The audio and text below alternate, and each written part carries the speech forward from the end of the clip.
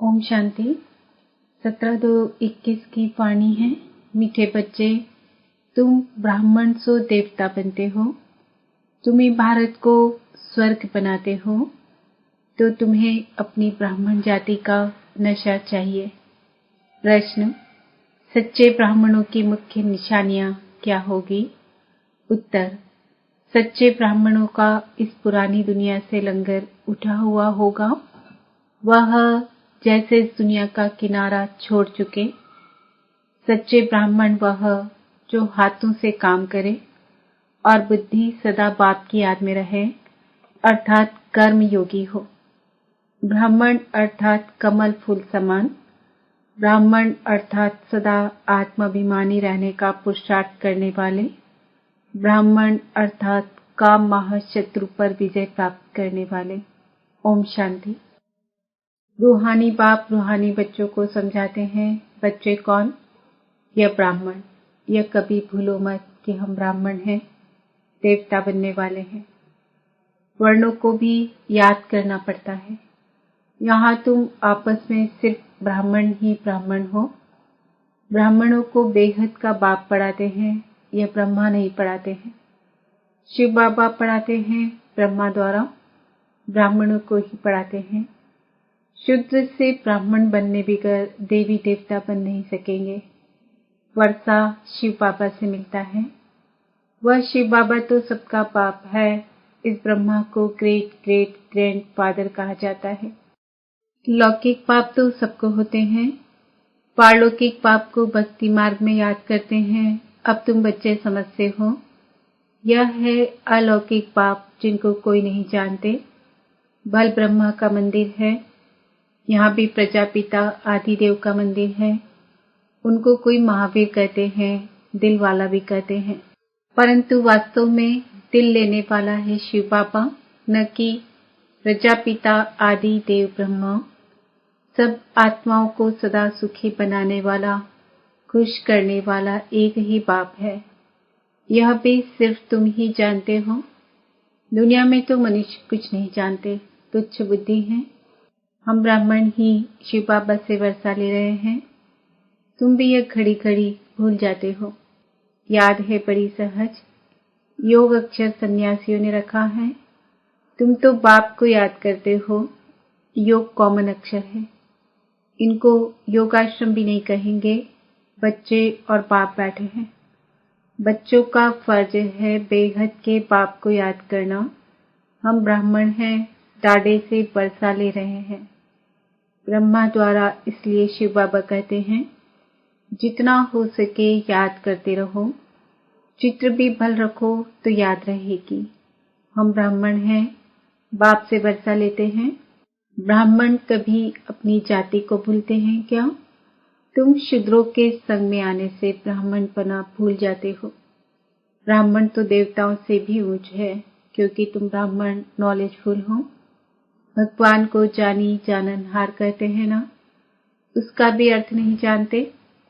ऐसे नहीं कि सबके दिलों में क्या है वह बैठ देखते हैं। नहीं, उनको सृष्टि के आदि मध्य अंत का नॉलेज है। वह बीज रूप है। झाड़ के आदि मध्य अंत को जानते हैं। तो ऐसे बाप को बहुत याद करना है। इनकी आत्मा भी उस बाप को याद करती है। वह बाप कहते हैं, यह ब्रह्मा भी मुझे याद करते रहेंगे, तब यह पद पाएंगे। तुम भी याद करेंगे तब पद पाएंगे। पहले पहले तुम अशरीरी आए थे, फिर अशरीरी बनकर वापस जाना है। और सब तुमको दुख देने वाले हैं, उनको क्यों याद करेंगे? जबकि मैं तुमको मिला हूं। मैं तुमको नई दुनिया में ले चलने आया हूं। वहां कोई दुख नहीं, वह है दैवी संबंध। यहाँ पहले पहले दुख होता है स्त्री पुरुष के संबंध में। ये ब्रह्मा भी मुझे याद करेंगे, तब यह पद पाएंगे। तुम भी याद करेंगे तब पद पाएंगे। पहले पहले तुम अशरीरी आए थे, फिर अशरीरी बनकर वापस जाना है। तुमको अब मैं उस दुनिया का लायक बनाता हूँ जहाँ विकार की बात नहीं रहती। यह काम महाशत्रु गाया हुआ है जो आदि मध्य अंत दुख देता है। क्रोध के लिए ऐसे नहीं कहेंगे कि आदि मध्य अंत दुख देता है, नहीं। काम को जीतना है, वही आदि मध्य अंत दुख देता है, पतित बनाता है। पतित अक्षर विकार पर लगता है। इस दुश्मन पर जीत पानी है। तुम जानते हो हम स्वर्ग के देवी देवता बन रहे हैं। जब तक यह निश्चय नहीं तो कुछ पा नहीं सकेंगे। बाप समझाते हैं बच्चों को, मनसा वाचा कर्मणा एक्यूरेट बनना है, मेहनत है। दुनिया में यह किसको पता नहीं कि तुम भारत को स्वर्ग बनाते हो। आगे चलकर समझेंगे। चाहते भी हैं वन वर्ल्ड, वन राज्य, वन रिलीजन, वन भाषा हो। तुम समझा सकते हो। सत्युग में आज से 5000 वर्ष पहले एक राज्य, एक धर्म था जिसको स्वर्ग कहा जाता है। राम राज्य और रावण राज्य को भी कोई नहीं जानते। 100% तुच्छ बुद्धि से अब तुम स्वच्छ बुद्धि बनते हो। नंबरवार पुरुषार्थ अनुसार बाप बैठ तुमको पढ़ाते हैं। सिर्फ बाप की मत पर चलो। बाप कहते हैं कि पुरानी दुनिया में रहते कमल फूल समान पवित्र रहो, मुझे याद करते रहो। बाप आत्माओं को समझाते हैं। मैं आत्माओं को ही पढ़ाने आया हूँ इन ऑर्गन्स द्वारा। तुम आत्माएं भी ऑर्गन्स द्वारा सुनती हो। बच्चों को आत्म अभिमानी बनना है। यह तो पुराना छी शरीर है। तुम ब्राह्मण पूजा के लायक नहीं हो। तुम गायन लायक हो, पूजने लायक देवता है। तुम श्रीमत पर विश्व को पवित्र स्वर्ग बनाते हो, इसलिए तुम्हारा गायन है। तुम्हारी पूजा नहीं हो सकती। गायन सिर्फ तुम ब्राह्मणों का है, न कि देवताओं का। बाप तुमको ही शुद्ध से ब्राह्मण बनाते हैं। जगत अम्बा व ब्रह्मा आदि के मंदिर बनाते हैं, परंतु उनको यह पता नहीं है कि ये कौन है। जगत पिता तो ब्रह्मा हुआ ना, उनको देवता नहीं कहेंगे। देवताओं की आत्मा और शरीर दोनों पवित्र हैं। अब तुम्हारी आत्मा पवित्र होती जाती है, पवित्र शरीर नहीं है। अब तुम ईश्वर की मत पर भारत को स्वर्ग बना रहे हो। तुम भी स्वर्ग के लायक बन रहे हो। सतो प्रधान जरूर बनना है। सिर्फ तुम ब्राह्मण ही हो जिनको बाप बैठ पढ़ाते हैं। ब्राह्मणों का झाड़ वृद्धि को पाता रहेगा। ब्राह्मण जो पक्के बन जाएंगे वह फिर जाकर देवता बनेंगे। यह नया झाड़ है। माया के तूफान भी लगते हैं। सत्युग में कोई तूफान नहीं लगता। यह माया बाबा की याद में रहने नहीं देती। हम चाहते हैं बाबा की याद में रहें। तमो से सतो प्रधान बने। सारा मदार है याद पर। भारत का प्राचीन योग मशहूर है। विलायत वाले भी चाहते हैं प्राचीन योग कोई आकर सिखलाए। अब योग भी दो प्रकार के हैं। एक है हठ योगी, दूसरे हैं राजयोगी। तुम हो राजयोगी। ये भारत का प्राचीन राजयोग है जो बाप ही सिखलाते हैं। सिर्फ गीता में मेरे बदले कृष्ण का नाम डाल दिया है। कितना फर्क हो गया है। शिव जयंती होती है तो तुम्हारी वैकुंठ की भी जयंती होती है, जिसमें श्री कृष्ण का राज्य है। तुम जानते हो शिव बाबा की जयंती है तो गीता की भी जयंती है। वैकुंठ की भी जयंती होती है जिसमें तुम पवित्र बन जाएंगे। कल्प पहले मुआफिक स्थापना करते हैं। अब बाप कहते हैं मुझे याद करो। याद ना करने से माया कुछ न कुछ विकर्म करा देती है। याद नहीं किया और लगी चमाट। याद में रहने से चमाट नहीं खाएंगे। यह बॉक्सिंग होती है। तुम जानते हो हमारा दुश्मन कोई मनुष्य नहीं है, रावण है दुश्मन। बाप कहते हैं इस समय की शादी बर्बादी है। एक दो की बर्बादी करते हैं, पतित बना देते हैं। अब पारलौकिक बाप ने ऑर्डिनेंस निकाला है, बच्चे ये काम महाशत्रु है, इन पर जीत पहनो। और पवित्रता की प्रतिज्ञा करो। कोई भी पतित ना बने। जन्म जन्मांतर तुम पतित बने हो।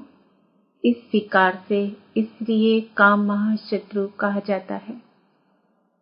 साधु संत सब कहते हैं, पतित पावन आओ।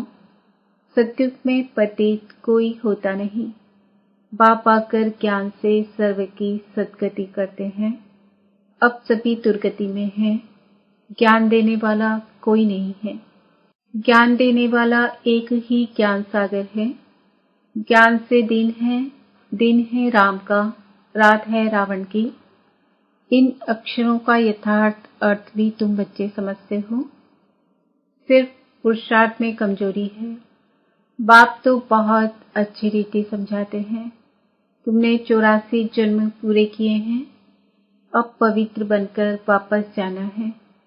तुमको तो शुद्ध अहंकार होना चाहिए। हम आत्माएं बाबा की मत पर इस भारत को स्वर्ग बना रहे हैं। जिस स्वर्ग में फिर राज्य करेंगे। जितनी मेहनत करेंगे उतना पद पाएंगे। चाहे राजा रानी बनो, चाहे प्रजा बनो। राजा रानी कैसे बनते हैं वह भी देख रहे हो। फॉलो फादर गाया जाता है। अब की बात है। लौकिक संबंध के लिए नहीं कहा जाता। यह बाप मत देते हैं। मामे कम याद करो तो वे कर्म विनाश होंगे। तुम समझते हो हम अभी श्रीमत पर चलते हैं। बहुत तुम की सेवा करते हैं। बच्चे बाप के पास आते हैं तो शिव बाबा भी ज्ञान से बहलाते हैं। यह भी तो सीखते हैं ना। शिव बाबा कहते हैं मैं आता हूँ सवेरे को। अच्छा, फिर कोई मिलने के लिए आते हैं तो क्या यह नहीं समझाएंगे? ऐसे कहेंगे क्या कि बाबा आप आकर समझाओ, मैं नहीं समझाऊंगा। यह बड़ी गुप्त गुह्य बातें हैं ना। मैं तो सबसे अच्छा समझा सकता हूँ। तुम ऐसे क्यों समझते हो कि शिव बाबा ही समझाते हैं? यह नहीं समझाते होंगे। यह भी जानते हो कल पहले इसने समझाया है, तब तो यह पद पाया है। मम्मा भी समझाती थी ना, वह भी ऊंच पद पाती है। मम्मा बाबा को सूक्ष्म वतन में देखते हैं तो बच्चों को फॉलो फादर करना है। सरेंडर होते भी गरीब हैं, साहूकार हो न सके। गरीब ही कहते हैं बाबा यह सब कुछ आपका है। शिव बाबा तो दाता है, वह कभी लेता नहीं है। बच्चों को कहते हैं यह सब कुछ तुम्हारा है। मैं अपने लिए महल न यहाँ न वहाँ बनाता हूँ, तुमको स्वर्ग का मालिक बनाता हूँ। अब इन ज्ञान रत्नों से झोली भरनी है। मंदिर में जाकर कहते हैं मेरी झोली भरो, परंतु किस प्रकार की, किस चीज की झोली भर दो? झोली भरने वाली तो लक्ष्मी है जो पैसा देती है। शिव के पास तो जाते नहीं, शंकर के पास जाकर कहते हैं समझते हैं शिव और शंकर एक है, परंतु ऐसे थोड़े ही हैं। बाप आकर सत्य बात बताते हैं। बाप है ही दुख हरता सुख करता। तुम बच्चों को गृहस्थ व्यवहार में भी रहना है, धंधा भी करना है। हर एक अपने लिए राय पूछते हैं। बाबा हमको इस बात में झूठ बोलना पड़ता है। बाबा हर एक की नब्ज देख राय देते हैं, क्योंकि बाप समझते हैं मैं कहूँ और कर न सके ऐसी राय ही क्यों दूं। नब्ज देखी राय ही ऐसी दी जाती है जो कर भी सके। कहूँ और करे नहीं तो ना फरमान बरदार की लाइन में आ जाए। हर एक का अपना अपना हिसाब किताब है। सर्जन तो एक ही है, उनके पास आना पड़े वह पूरी राय देंगे। सबको पूछना चाहिए बाबा इस हालत में हमको कैसे चलना चाहिए, अब क्या करें। बाप स्वर्ग में तो ले जाते हैं। तुम जानते हो हम स्वर्गवासी तो बनने वाले हैं। अब हम संगमवासी हैं। तुम अब न नरक में हो न स्वर्ग में हो। जो जो ब्राह्मण बनते हैं उनका लंगर इस छिछी दुनिया से उठ चुका है। तुमने कलयुगी दुनिया का किनारा छोड़ दिया है। कोई ब्राह्मण तीखा जा रहा है याद की यात्रा में, कोई कम, कोई हाथ छोड़ देते हैं, अर्थात फिर कलयुग में चले जाते हैं। तुम जानते हो कि भैया हमको अब ले जा रहा है। वह यात्रा तो अनेक प्रकार की है, तुम्हारी एक ही यात्रा है। यह बिल्कुल न्यारी यात्रा है। हाँ, तूफान आते हैं जो याद को तोड़ देते हैं। इस याद की यात्रा को अच्छी रीति पक्का करो, मेहनत करो। तुम कर्म योगी हो। जितना हो सके हद काढ़े दिल याड़े। आधा कल्प तुम आशिक माशूक को याद करते आए हो। बाबा यहाँ बहुत दुख है, अब हमको सुखधाम का मालिक बनाओ। याद की यात्रा में रहेंगे तो तुम्हारे पाप खलास हो जाएंगे। तुमने ही स्वर्ग का वर्षा पाया था, अब गंवाया है। भारत स्वर्ग था, तब कहते हैं प्राचीन भारत। भारत को ही बहुत मान देते हैं, सबसे बड़ा भी है, सबसे पुराना भी है। अब तो भारत कितना गरीब है, इसलिए सब उनको मदद करते हैं। वो लोग समझते हैं हमारे पास बहुत अनाज हो जाएगा, कहाँ से मांगना नहीं पड़ेगा। परंतु यह तो तुम जानते हो, विनाश सामने खड़ा है। जो अच्छी तरह से समझते हैं उन्हों को अंदर बहुत खुशी रहती है। प्रदर्शनी में कितने आते हैं, कहते हैं तुम सत्य कहते हो, परंतु यह समझे कि हमको पाप से बरसा लेना है। यह थोड़ी ही बुद्धि में बैठता है। यहाँ से बाहर निकले खलास। तुम जानते हो बाबा हमको स्वर्ग में ले जाता है।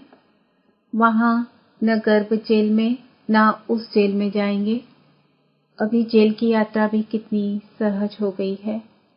फिर सत्युग में कभी जेल का मुंह देखने को नहीं मिलेगा। दोनों जेल नहीं रहेगी। यहाँ सब यह माया का पौंप है। बड़ों बड़ों को जैसे खलास कर देते हैं, आज बहुत मान दे रहे हैं, कल मान ही खलास। आज हर एक बात क्विक होती है, मौत भी क्विक होते रहेंगे। सतयुग में ऐसे कोई उपद्रव होते नहीं। आगे चल देखना क्या होता है, बहुत भयंकर सीन है। तुम बच्चों ने साक्षात्कार भी किया है। बच्चों के लिए मुख्य है याद की यात्रा। अच्छा, मीठे मीठे सिक्किल दे बच्चों प्रति माता पिता बाप दादा का याद प्यार और गुड मॉर्निंग। रूहानी बाप की रूहानी बच्चों को नमस्ते।